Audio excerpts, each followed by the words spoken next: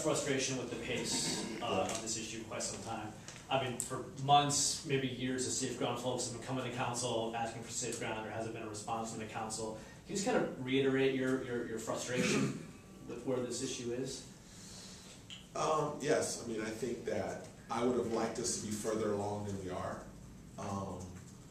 You know, Sacramento steps forward, that policy board has an ad hoc committee, and that ad hoc committee 6 months ago made a decision to support, entertain options for safe ground. At that particular point, it would have been at the end of 2009, at the beginning of 2010.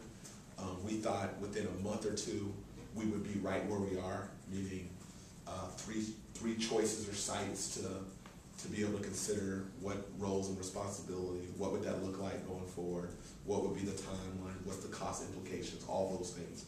And it didn't get to where I would have liked it to be in terms of January, February. So as a result, safe ground members have come constantly to council meetings to advocate and voice their concerns on this issue, which they should do. And they have consistently said, you told us that we would be further along. You promised us that in April or May, we would be where we would have a decision and have options to choose from. That wasn't met. And I said, you know, a week or two ago, it's not about pointing fingers right now. It's about re-engaging and getting that done. And that's what I'll do tonight, is take that next step to getting that done. I would have much preferred us to be able to have a clear path for a safe ground up or down prior to November in the winter shelters. We're not going to be able to make that time frame, so it'll be yet another year before, if that does go forward, will be something that'll be approved.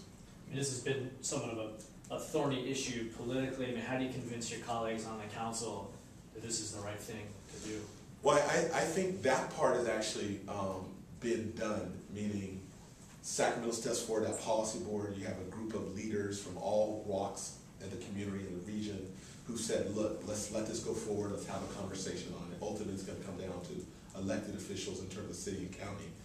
Through that policy board, Sacramento steps forward, there's been an ad hoc committee, and they have went out and met with all county and all council members, explaining what the plan is, explaining what the options might be, talking about all the due diligence that have transpired. You may remember this, but a year ago, one of the Harvard fellows did a PowerPoint and basically built a case on what were the key components that would need to be considered at a safe ground, or at that point it was called Stepping Stone. And that work is still guiding what we do. I mean, there's 7 or 8 very key components. Those have all been shared, I believe, with every council member. So now what we're going to do is just build on that to the next step, is direct staff to bring back some site locations, what are the economic impact, what are the complications with those, roles and responsibilities and timelines, so that way there's a critical path for consideration for council. It is a thorny issue. It's one that I don't mind being out in front of. I don't mind being the person talking to council of advocating why I think this should be one option to consider. And what I mean by that, Ryan, if the dialogue and the discussion on homelessness is only about safe ground, we've totally missed our mark. This is about permanent housing, first and foremost. So anybody who's in a safe ground, which is a transitional housing piece, it should be for a defined period of time so that they would graduate into permanent housing. And then we're always going to need emergency shelters. Those are not going to go away. So we need emergency shelters, we need transitional housing, and we need in permanent housing. Those are the goal of permanent housing. We're going to update probably in the next week or two the progress that we made in permanent housing, which is astounding. It's really astounding. So that this safe ground piece is part of a broader context of us discussing homelessness in our region. Not our city, our region. Talking to the questions you'll have for some of the school board candidates, you said, well, I don't want to oversimplify. You said one is, do you put children first? Who else would they put first? Who else have they put first? I mean, you know, it seems like if you're on the school board, that would be, you know. That's a very fair question. Great question. Adults. Which adults specifically? You can go to a school board meeting and you listen to a lot of discussions and banter and going back and forth. And you can go to school board meetings around the country. They're not talking about children as often as they should. There's a ton of other issues that relate to how you run a school district, but to me, every decision should be made in what's in the best interest of kids. So I'm going to answer your question, but the first thing is high expectations, high standards for every child.